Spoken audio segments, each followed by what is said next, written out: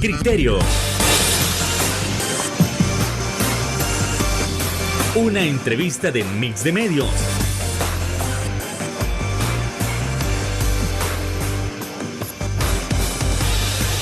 Que aborda frontalmente los problemas de El Salvador con los verdaderos protagonistas y plantea soluciones.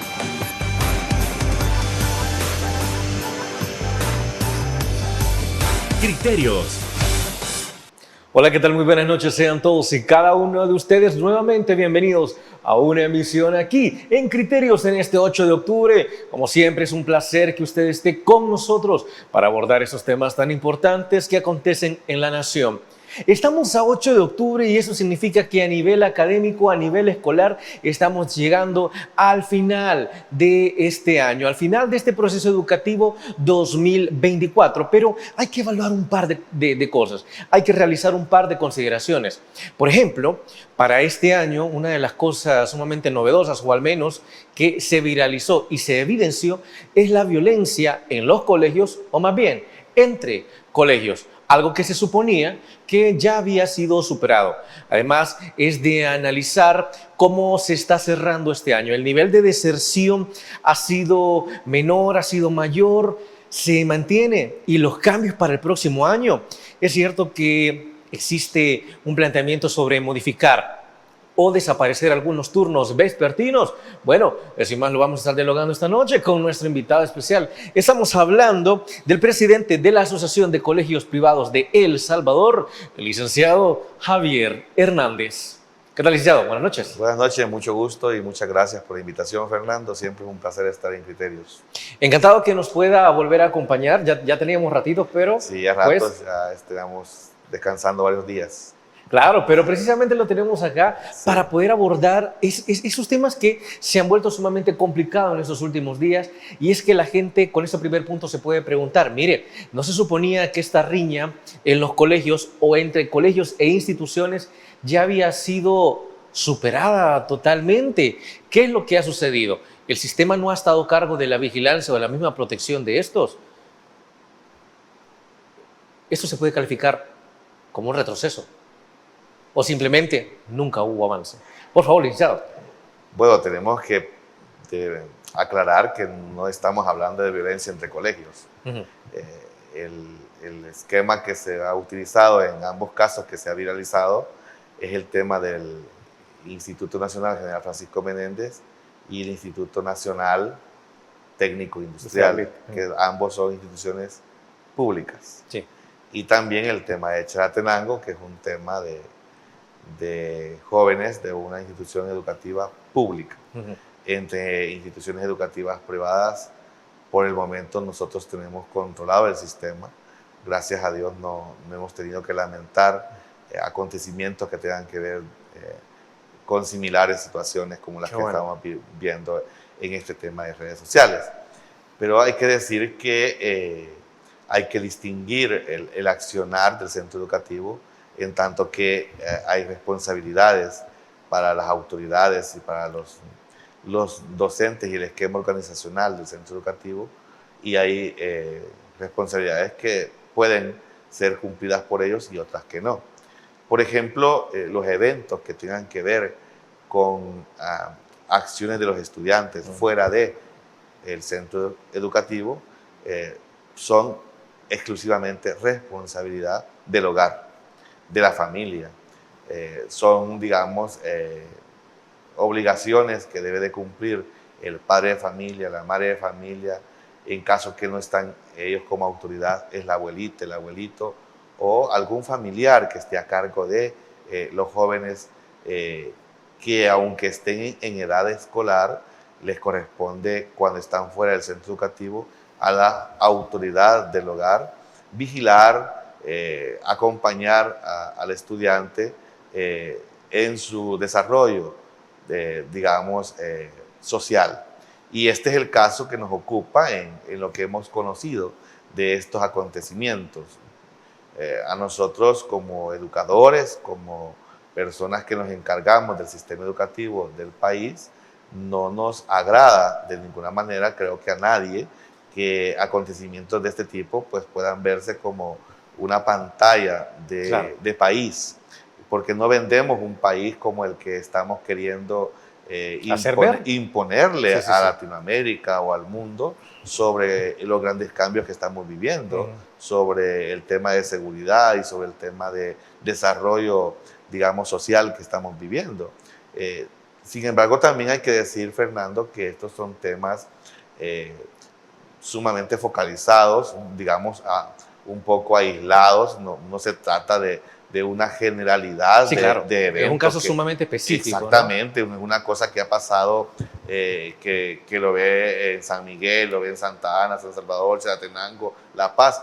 No es que los puntos cardinales tengan un ejemplo de acontecimientos de este tipo, para nada. Claro, claro. Digamos que pasó una vez en este sentido, se viralizó, son, digamos, eventos que causan impacto social y que se comparten como noticia y que se ve como extrañeza que esto pase en momentos en los cuales el país está pasando, valga la redundancia, por una transición importante que perfila a un El Salvador más pacífico. Claro. Ahora también hay que decir la idea de comenzar a tener, digamos, un sistema educativo con la robustez que necesita para enfrentar este tipo de comportamientos, se observa que el sistema está respondiendo, porque ha habido una actuación del Estado Rápido, oportuno. rápido, digamos, no ha sido pasivo, digamos, la actuación de cada una de las estructuras del Estado para actuar en este sentido. El centro educativo ha hecho su parte, Sí, sí. digamos, el ente regulador de las normas o de las reglas sociales del país ha hecho su parte, la policía, la fiscalía, la procuraduría, el mismo, digamos, agencio público se ha, digamos, adjudicado, digamos, esfuerzos que han significado positividad en este sentido. Sí. Creo que es importante recalcar también acá que la violencia que pueda distinguirse en algunos centros educativos dentro o fuera, tienen que ver también con un acompañamiento físico, moral, de parte del hogar, de la familia, con el centro educativo. No puede estar separado, divorciado el hogar de las acciones que el centro educativo lleva a cabo para poder tratar de prevenir que estas cosas lleguen a ser, digamos, una costumbre en el país. Y de hecho ha quedado evidenciado que ha sido este evento como poner, digamos, un ejemplo de que la población, los más de 1 millón de estudiantes en el país, no deben de caer en esos detalles o en esos errores, porque se ve que el sistema responde adjudicando responsabilidad a cada uno de los que infringen las normas, digamos, o los normativos sociales que tenemos. La ley Crecer Juntos establece prácticamente o establece ya claramente la responsabilidad que nos toca a cada uno de los agentes sociales en el tratamiento de la conducta, sí, claro, del comportamiento del escolar. El Estado en primer lugar, con toda su estructura, el hogar con todo su potencial, digamos, y los derechos y los deberes que le adjudica la misma ley, y el centro educativo o el educador como un tercer agente en el cual debe tratarse este tipo de situaciones. Y es lo que se ha visto que ha funcionado perfectamente. Ahora, licenciado, ya para ir cerrando este bloque, yo he visto algunos comentarios por ahí que mencionan, pero ¿por qué se tiene que meter la policía? ¿Por qué se tiene que meter a la fiscalía a tratar este tipo de actos, este tipo de acciones? ¿Y por qué no solo lo trata la institución? Entonces, la última pregunta, ¿es necesario para darle una advertencia a las demás instituciones qué es lo que le puede suceder si no acuden a tratar de solventar lo antes posible estos problemas? ¿Es necesario que la policía y la fiscalía se metan? Bueno, ante la comisión de algunas normas no atendidas, sí, por la sociedad, está obligado el agencio público, en este caso policía, procuraduría, fiscalía y otras instituciones que vigilan el accionar de la norma o de las reglas, están obligados en actuar como Estado, pues, que principalmente está adjudicado según las normativas de poder actuar en este sentido. El centro educativo tiene su limitado, digamos, accionar en una norma interna llamada normas de convivencia escolar, en donde se recoge todo lo que es las obligaciones, los deberes, las responsabilidades, los derechos que tienen las estructuras que se ven dentro de la comunidad educativa. El sector docente, los padres de familia, los estudiantes, los administrativos, los agentes de colaborativos de los centros educativos. Entonces, cada uno tiene su parte de cómo está normado su accionar, su actuar dentro del centro educativo. Obviamente hay una actividad formativa dentro del centro educativo que se utiliza y que es óptimo, digamos, que esté ahí ese accionar, porque esa actividad formativa lo que hace es provocar una prevención de que la norma no se cumpla y prevenir de que casos como estos se proliferen. Totalmente. Y que de repente se vuelvan normales. Normalizar lo que no está bien es cosa del pasado. Sí, así como en los 80, los 90, que usted sabía si iba al centro de San Salvador, sabía lo que se enfrentaba. Es cosa del pasado, Fernando, así como usted lo acaba de decir. Para muchos era muy normal en el pasado ver un pleito entre dos instituciones educativas públicas. Se están peleando, decían, ¿verdad? Sí, lo golpearon. Cosa de jóvenes. Sí. Bueno, de repente hasta mataban, ¿verdad? Recuerdo un caso muy típico en el que en el centro de San Salvador alguien apuñaló con arma blanca a un alumno. Sí, y la intervención también ahí, pues, de la sociedad, en que nadie se metió. Nadie dijo, voy a ayudar a que esto no continúe, voy a prevenir este asesinato. No, realmente pasaba la gente. De hecho, hubo gente que tuvo, digamos... ¿La intención? Tuvo la valentía de filmar y no actuar en defensa de... O sea, sí pudo usar la cámara para filmar. Pero fue el caso en el cual el otro, no sé si el otro estudiante o la otra persona quien lo apuñaló, creo que hasta le quitó la camisa en señal de victoria. Sí, lo tomó como un trofeo. No sé si fue ese. En ese tiempo, Fernando, los trofeos para pleitos entre estas dos instituciones educativas, los trofeos eran tener la camisa de la otra institución educativa, tener el cinturón flojo, porque habían dos cinturones en ambas instituciones educativas que habían sido instalados como parte de la indumentaria que se usaba en ambas instituciones educativas. Un cinturón flojo que caía, digamos, en la cintura hacia adelante, y un cinturón socado, que es el que pues hacía que el pantalón quedara forme. Claro. Entonces, si usted tenía ese cinturón, era un trofeo.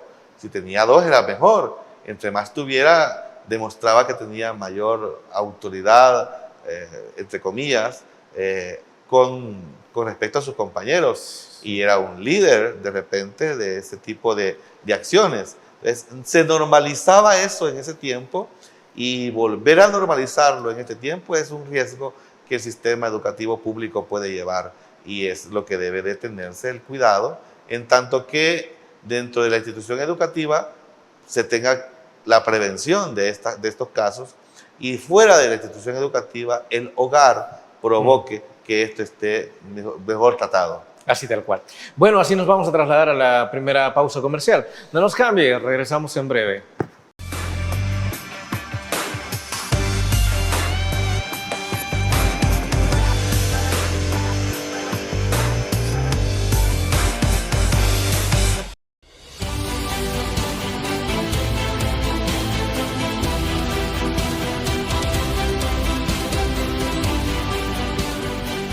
Nuestro compromiso, nuestra pasión, son algunas de las cosas que nos caracterizan como salvadoreños. Farmacia La Buena, La farmacia de todos.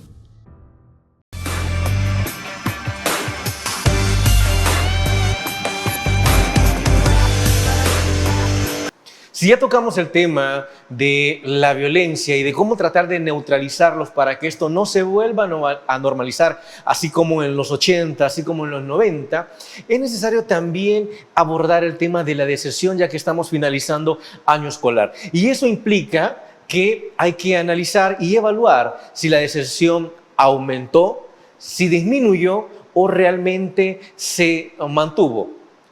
Y en cualquiera de los casos, ¿por qué ha subido o por qué ha disminuido? ¿La violencia tiene algo que ver? ¿El trato de los maestros tiene algo que ver? Por favor, licenciado.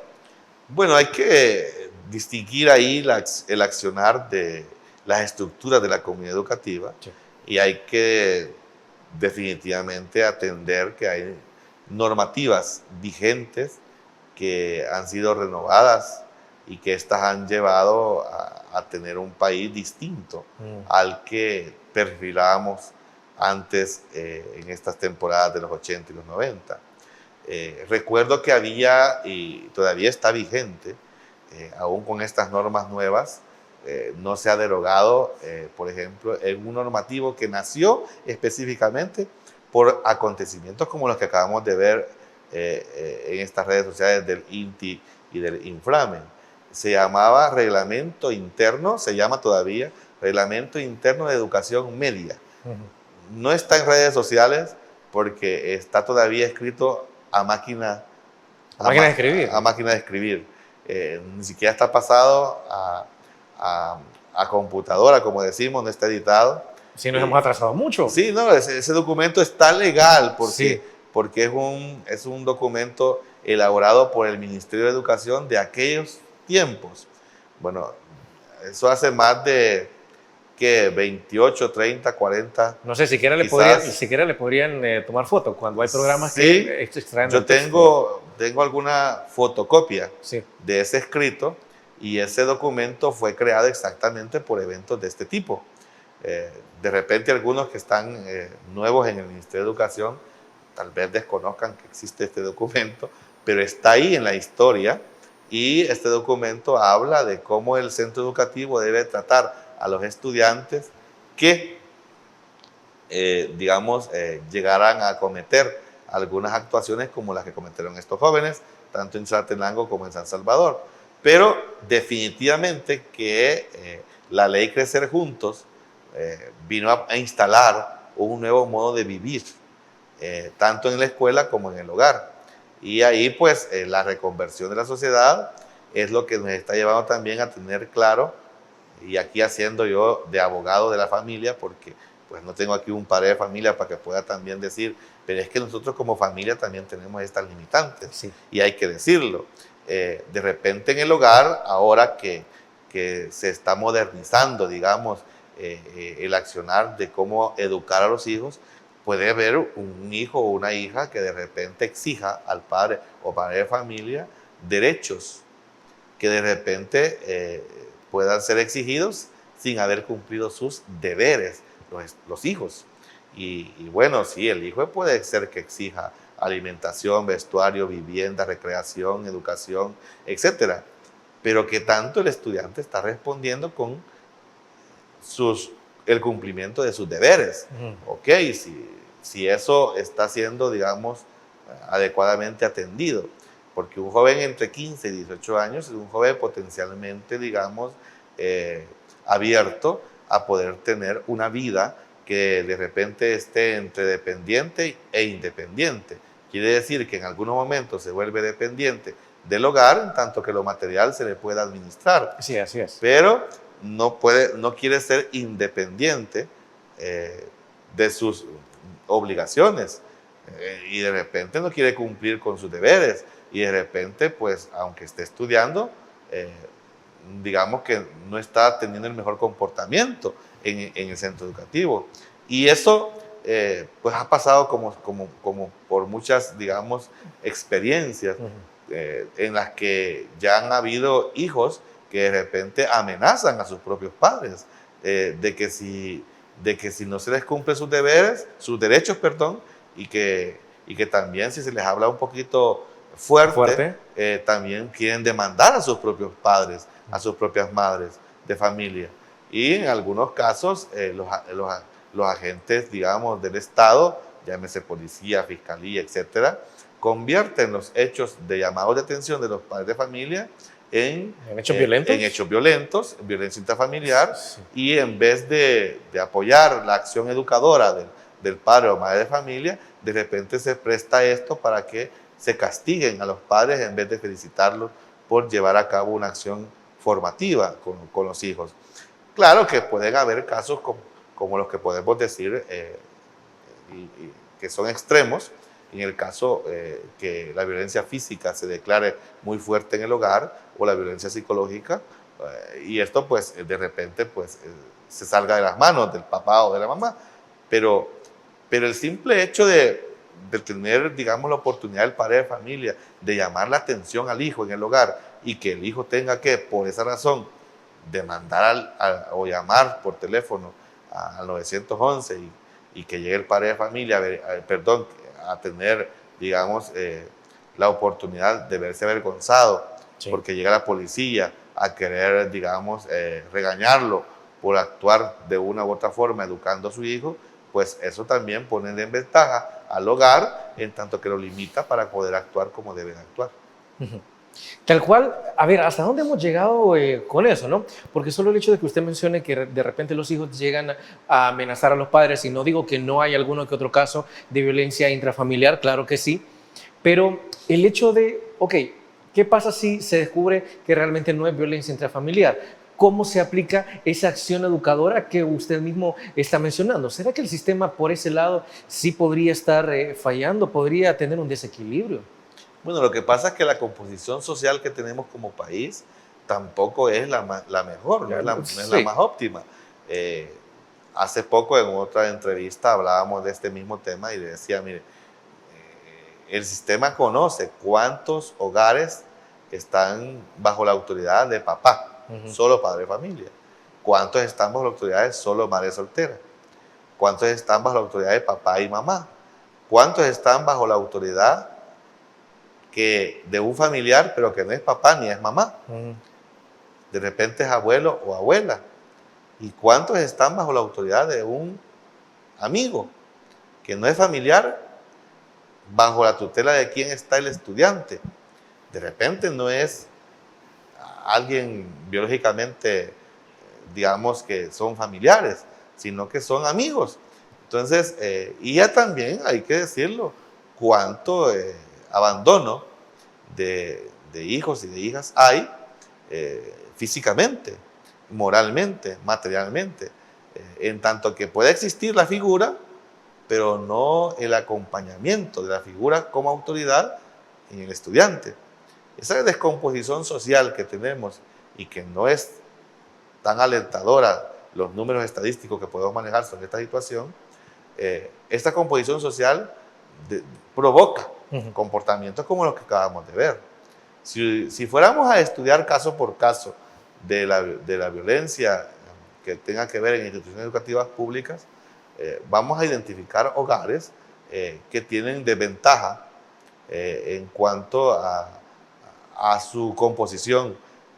De repente, pues, un hogar donde papá y mamá están funcionando, y óigase bien la palabra funcionando.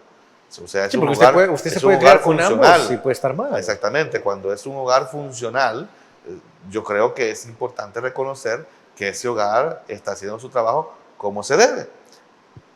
En comparación a un hogar en el que no existe papá y mamá y que el estudiante tiene libertad de poder usar su tiempo y sus recursos a su disposición como él mejor le parezca, sí, así es. Esto también puede provocar de repente que haya una desviación del joven, de la señorita o del adolescente en su, digamos, dirección o proyecto de vida. Y esto provoque pues una descomposición social como la que estamos viviendo. Y lo peor, Fernando, aquí es que el modelo de este tipo de comportamientos pueda irse reproduciendo de generación en generación. Sí, hay que evitarlo. Exactamente. Entonces, cortar la cadena de esta reproducción, de este comportamiento, es tarea de todos, pero realmente la práctica de buenas costumbres o de normativas creo que lleva a que se puedan producir un cambio de sociedad en el que podamos tener una robustez social como la que estamos buscando. Y si también nosotros estamos hablando de deserción, ¿qué puede ocurrir si en caso llega a aprobarse la reducción de los diversos horarios, específicamente la eliminación del turno vespertino? Eso y más hay que analizarlo tras la pausa comercial.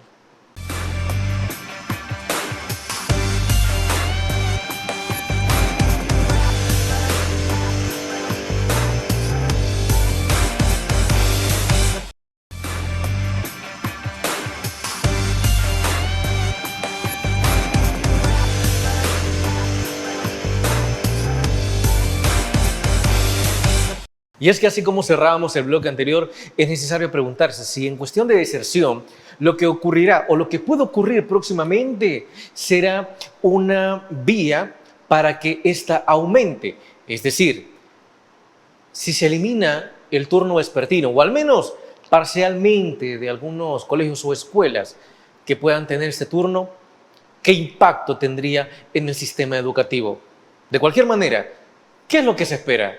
¿Mejorar el sistema educativo quitando el turno vespertino? ¿Mejorar la economía? Bueno, vamos con el análisis, licenciado. Bueno, hay que decir que en instituciones educativas privadas, aunque duela decirlo, se ve casi normal que de un año para otro, por la situación financiera que el país vive, la situación económica, pierda, digamos, el padre de familia, la madre de familia o el hogar pierda capacidad adquisitiva y pues ya no pueda pagar un centro educativo privado. Y pues de repente esto lleva a que menos estudiantes, los centros educativos de alguna manera puedan cerrarse, o algunas secciones, o algunos turnos, algunas especialidades. Pero que se pueda cerrar en un centro educativo público un turno, por ejemplo, el de la tarde, en algunos centros educativos, eso es muy nuevo, casi que nunca se ha visto. Y se ha anunciado en un centro educativo, según conozco. Y las intenciones, de repente, digamos, financieramente para el país, tienen justificación. Porque hay que decirlo claramente, el sistema público y el sistema privado ha perdido en las últimas décadas, ha perdido estudiantes exageradamente. ¿Hay razones? Más de 500,000 de estudiantes se han perdido en los últimos 20, 25 años. Sí. Entonces, y estos son datos oficiales del sistema. Entonces, esto tiene que tener una respuesta. Esto quiere decir de que si se han ido perdiendo esa cantidad de estudiantes, aquella opinión que había de que los jóvenes necesitaban más maestros, pues de repente ya no es tan cierto, porque son los maestros que necesitan más alumnos. Entonces, y estamos viendo que hay un inicio de que un centro educativo se va a cerrar por completo y que se va a instalar en un parqueo. Entonces, yo conozco un poco el centro educativo del cual se habla, en el centro de San Salvador. De hecho, teníamos un colegio privado cerca, a una cuadra de ese centro educativo, y es el último colegio privado que se ha cerrado en esa zona. Y habían en esa parte de por ahí centros educativos privados muchos. Ahí teníamos el Liceo Centroamericano, el nuevo Liceo Centroamericano, sí, teníamos el Centro Hispanoamericano de Cultura, CHC, teníamos, habían diversos centros educativos privados. Y hay que decir que el centro de San Salvador, yo ya comienzo a llamarle Antiguo San Salvador, porque es la zona, es válido exactamente, porque es la zona que se está perfilando como algo más turístico que que un centro o suelo cultural y educativo. Entonces ahí comenzaron los centros educativos privados a morir porque ya no eran buscados como se debía por los padres y madres de familia, porque ya, digamos, en lo que son los departamentos, los municipios, comenzaron a crecer colegios privados. Entonces ya el padre de familia ya no enviaba a sus hijos al centro de San Salvador, sino que ya los deja en su pueblo, en su ciudad, ahí en los colegios nuevos que se han ido creando. Entonces hubo una reconversión de los centros educativos privados de esa forma. La deserción escolar es un tema sensible, es una de las enfermedades más grandes que puede tener un sistema educativo. Cuando la deserción escolar aparece en el sistema educativo, el cáncer de la mediocridad educativa también aparece. Y ese es lo más grave que le puede pasar a un sistema, en tanto que pueda tener estudiantes o jóvenes o señoritas e infantes sí, que están en edad escolar pero que no están dentro del sistema. Eso es grave, eso es grave. Y lo que tenemos a la vista es que las últimas décadas, si hemos perdido más de 500.000 de estudiantes, la respuesta urgente que hay que dar es dónde están esos estudiantes y qué se hicieron. Una pregunta pertinente. Obviamente, muchos de ellos dejaron de estudiar y se han convertido en la fuerza obrera del país. Puede ser que eso sea posible. O de repente ha sido... Algunos habrán emigrado también. O habrá otro porcentaje grande, si no es que el mayor, ha migrado a otros países, Europa, Norteamérica, Suramérica. Puede pasar, o hasta Centroamérica. Pero hay que decir también que si alguien está en edad escolar, por decirle algo, si hay un niño de 12 años en un hogar todo el día, teniendo que ir a la escuela a su 6º grado, o a su 7º grado, o a su 5º grado, y no lo hace, ese es un problema social, después de ser un problema del hogar, porque debería estar ahí. Y si este niño tampoco pasa en el hogar, sino que está usado como objeto laboral o como sujeto laboral por sus progenitores o por quien lo esté explotando, también es un problema social, porque le estamos impidiendo primero legalmente el derecho a la educación y segundo, estamos, digamos, proliferando una sociedad que no se está profesionalizando y que va a tener pocas oportunidades de competir con otros países o con el mundo para poder producir capital académico que le lleve a tener una sociedad con mayor distinción. Entonces, esto creo que juega mucho el tema de la deserción escolar con el tema de la calidad también del sistema educativo. Porque cuando hay calidad en el sistema educativo, hay que decirlo, hay poca deserción o cero deserción. Porque cuando el centro educativo está respondiendo a las necesidades que tiene el joven o la señorita, sí, el joven y la señorita lo menos que quiere es irse del centro educativo. Porque le está llenando, exactamente, le está llenando su necesidad de ser atendido y siente que está desarrollándose en un proyecto de vida que le está satisfaciendo. Entonces, y que tiene fe y confianza en sí mismo de que lo que está haciendo es un esfuerzo que le va a producir, digamos, una recompensa al final de sus días de estudio. Entonces, hay que decir también que tiene que ver esto también, cuando hay calidad del sistema educativo, la deserción se ve disminuida. Entonces, hablando ya en resumen, para cerrar este bloque, licenciado, de sustituir el turno vespertino, podríamos en efecto ver una mayor deserción para aquellos estudiantes que de repente trabajan en la mañana ayudando a sus familias en sus negocios y solo la tarde les queda para estudiar. ¿Podríamos ver eso? Bueno, hay que decir también que la educación pública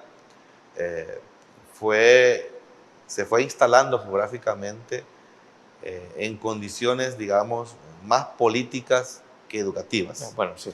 Entonces, si había conveniencia política de aperturar un centro escolar en algún lugar del país, se abría con toda ligereza, digamos. de un día para otro ya se veía instalados centros educativos públicos con mucha facilidad. De hecho, cuando finaliza el conflicto armado en 1992, es cuando comienza a crecer la cantidad de centros educativos públicos. Y nacen aquellos proyectos llamados Proyectos de Reconstrucción Nacional, que se llamaban PRN, y también habían proyectos nacionales que se llamaban PN, que eran los proyectos nacionales de educación.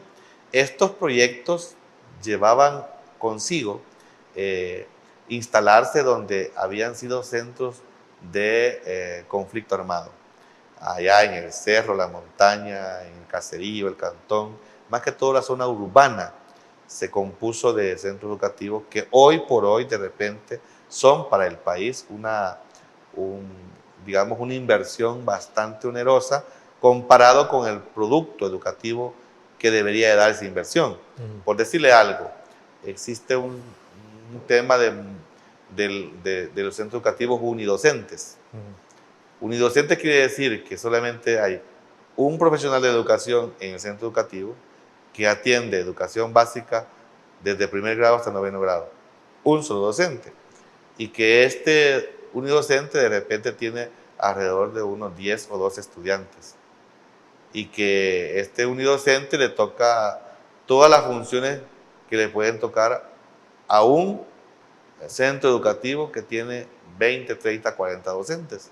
Entonces, la carga que tiene este tipo de escuela no puede figurar, por mucho esfuerzo que haga este docente, no puede figurar como una calidad de educación como la que el país está esperando tener. Así es. Existe otro tipo de aulas, por ejemplo, el aula multimodal, que crea esta alternativa de aula acelerada o de multigrado, así llamada, digamos, tampoco la calidad de educación como la que quisiéramos tener. Entonces, si no está creándose la calidad de educación que se necesita en el país, la deserción se va a provocar por sí misma y el sistema va a ir perdiendo estudiantes por poca calidad de educación que se pueda servir en el centro educativo. Así es. Y entonces, en ese sentido, también cabe decir que la deserción escolar es producto también del accionar del hogar. Cuando el padre o madre de familia tal vez no provoca que el estudiante no asista al centro educativo, pero tampoco lo facilita, pero tampoco lo motiva, pero tampoco lo aprovecha lo que el sistema tiene para darle. Sí, se desatiende de lo que le corresponde. Exactamente, entonces la responsabilidad está incumplida y entonces estamos creando una deserción pura. Sí. Y entonces hay digamos, un fatalismo educativo que provoca de repente al sistema un fallido sistema educativo. Claro. Bueno, así nos vamos a ir a la siguiente pausa. No nos cambie, regresamos en breve en Criterios.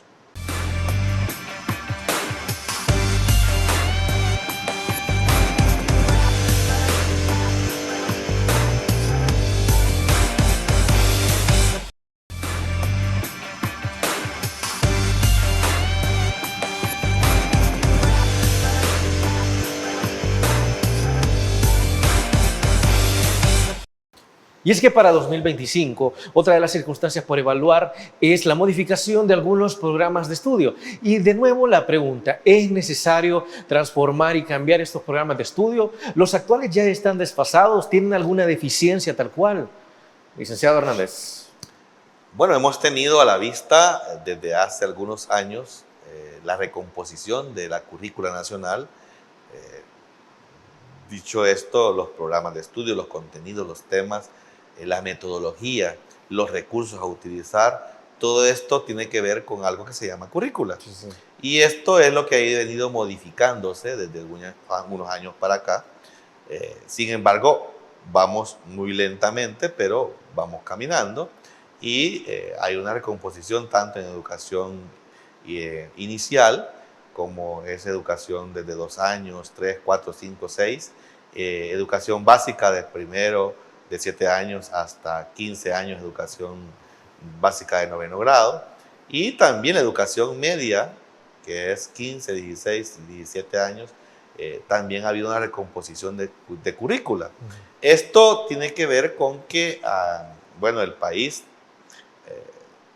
ha tenido la obligación de ver remozado este tipo de lineamientos educativos y pues a este tiempo estamos todavía con algunas asignaturas que todavía no se han llegado a actualizar, digamos, estos contenidos. Pero ha habido un avance significativo de esto. Es necesario hacerlo, más bien, digamos, nos habíamos tardado demasiado para poder implementar ese tipo de cambios. Se debió haber hecho hace bastante, ¿no? Debió haberse hecho mucho más antes. De hecho, los programas de estudio o los proyectos de reforma educativa que estaban llevándose a cabo, si usted no se recuerda mal, Fernando, se llamaba Plan 2021. 2021 significaba 2021. Sí. O sea, que ahí finalizaba... Que entra en el 2004. Exactamente. Si no me equivoco, Y ahí finalizaba todo el sistema. Sí. ¿Verdad? De hecho, todavía hay algunos programas de estudio que se están desarrollando en las aulas que es un programa y que sumamente son de ambicioso, eso. ¿no? Sí, pues son parte de ese sistema todavía, de esa reforma educativa. Uh-huh. La reforma actual llamada Mi Nueva Escuela, esta revolución educativa que se está implementando en el país, trae consigo, digamos, elementos, una composición que puede dar mucha confianza y mucha esperanza al sistema educativo. Sin embargo, como toda reforma educativa, la dependencia de lo financiero es lo más cruel que puede haber, ¿verdad? Porque, bueno, sí, una reforma educativa o una revolución educativa le puede traer a usted la idea de una currícula que lo obligue, por ejemplo, a administrar recursos tecnológicos a todo nivel. Pero si financieramente no es viable la aplicación de esa estrategia, entonces el sistema o la reforma queda muerta. Y queda en papeles, queda en documentos, queda en escritorio. No llegamos a cumplir o a verificar, digamos, que hayan, digamos, avances en el sistema educativo cuando se sueña, pero no existen recursos para cumplir esos sueños. De hecho, la reforma anterior tenía a su base algunas prácticas de muy positiva, digamos, evidencia para el sistema, pero que por temas de financiamiento no se llevó a cabo. Por ejemplo, el hecho del bachillerato, por ejemplo, que se trajo a 2 años en vez de 3, la reforma, que para muchos fue un error implementar el bachillerato general. Para todos es un error, Fernando, haber cometido ese. Bueno, es que claro, a nadie le gusta que le queden debiendo. No sé si a usted le gusta que le queden debiendo. No, pero, jamás. Pero a todos nos han quedado debiendo. Sí.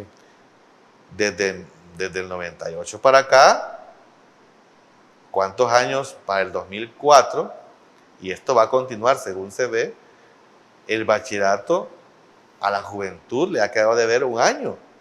O sea, a usted le dieron en vez de 3, 2. Entonces, no sé cómo le puede ir a usted si va por 3 y paga por 3 y le dan 2. Entonces, no sé, esa lógica no puede ser que le beneficie a nadie.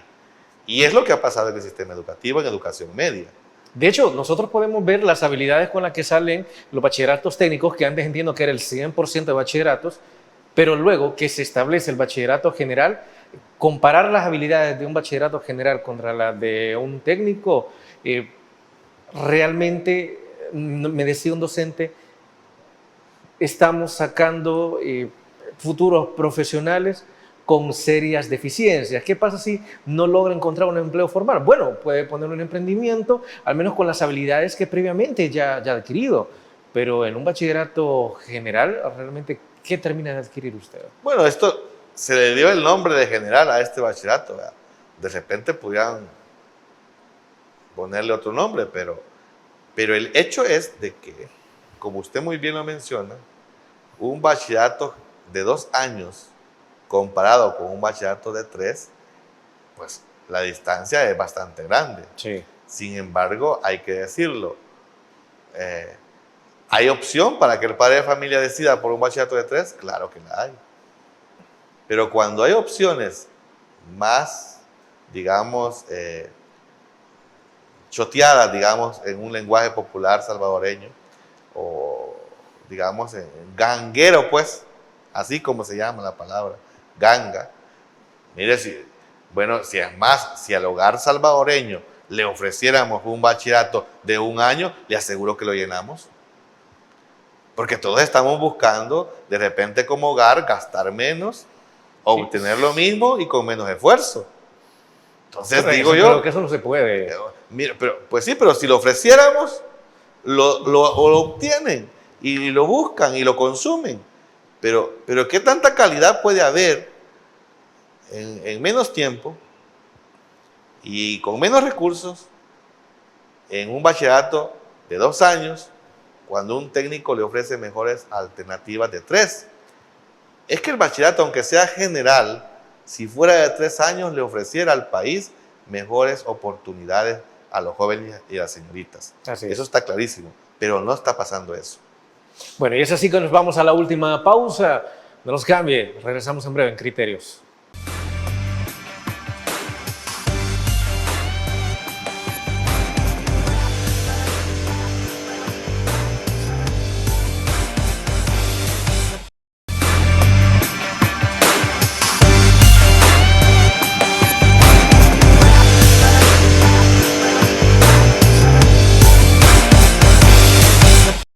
Gracias por continuar con nosotros. Y es que este día iniciaron las pruebas Avanzo y realmente es pertinente preguntarse cuál es la expectativa que se tiene con los futuros resultados de esta prueba.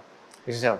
Bueno, este día 8 de octubre inicia la prueba Avanzo en sus 3 evaluaciones primeras. El cuestionario socioemocional, donde el estudiante pues va a consignar la situación especial de sus sentimientos y emociones durante sus estudios. El cuestionario vocacional, donde va a buscar al estudiante encontrarle cuáles son sus aspiraciones de proyectos de vida para poder sugerirle qué es o cuáles son las mejores opciones de estudio que pueda él tener que buscar. Y el inglés, que es la prueba también pues, de la asignatura de inglés que se está evaluando este día. Nosotros como colegios privados hemos estado apoyando procesos de formación y de, digamos, preparación de jóvenes y señoritas, acompañados, por supuesto, de instituciones educativas del nivel superior que nos están apoyando en este esfuerzo. Y tenemos las mejores de las confianzas que podamos manifestar para obtener los mejores resultados en estas pruebas de avance. Las calificaciones que vayamos a tener entre hoy, 8 de octubre, y el 6 y 7 de noviembre, que es cuando se va a llevar a cabo las otras pruebas de lenguaje, matemática, ciencia y sociales. Estas evaluaciones pues, tienen un porcentaje del 15% que va a tener promedial para poder sumarlo al 85% de lo que es la evaluación institucional de las 4 asignaturas básicas que tenemos en el currículo de la educación media. Y pues estamos a la expectativa de que todo funcione como se debe. Al principio había como un problema con el sistema de la plataforma que estaba manejando esta evaluación. Sí, al parecer se ha comenzado a superar esa situación, pero tenemos todo el día prácticamente para poder en línea el estudiante ingresar a esta plataforma y hacer esas 3 evaluaciones este día. Bueno, y desde luego el mejor de los éxitos para nuestros y nuestras estudiantes. Licenciado, se nos ha terminado el tiempo, no queremos irnos sin agradecerle por haber traído todos sus criterios en torno, en principio, a lo que había sido la violencia en algunos centros y cómo se ha contenido, la deserción y también qué es lo que le espera a nuestra educación. Muchísimas gracias a todos, un gusto también poder interactuar con Fernando acá y poder llevar esta información a los padres y madres de familia. Y por supuesto, Fernando, convocar a los padres y madres de familia a que busquen su centro educativo privado para poder desde ya, comenzar sus procesos de admisión de matrícula para el año escolar 2025. en calendario nacional, ya que el calendario internacional está a medio año, Sí, hace medio 2024-2025. Pero aún así, todos los colegios privados del país ya estamos matriculando y los estamos esperando. Muchas gracias, Dios les bendiga. Ahí está la invitación para estar pendientes. Amigos, amigas televidentes, gracias por habernos sintonizado una vez más. Recuerde, el criterio más importante en todo aspecto siempre lo tiene usted. Que descanse. Feliz noche. Criterio. Una entrevista de Mix de Medios.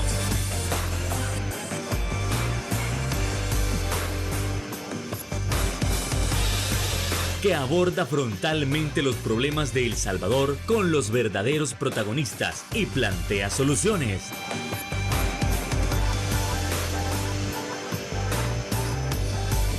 Criterios.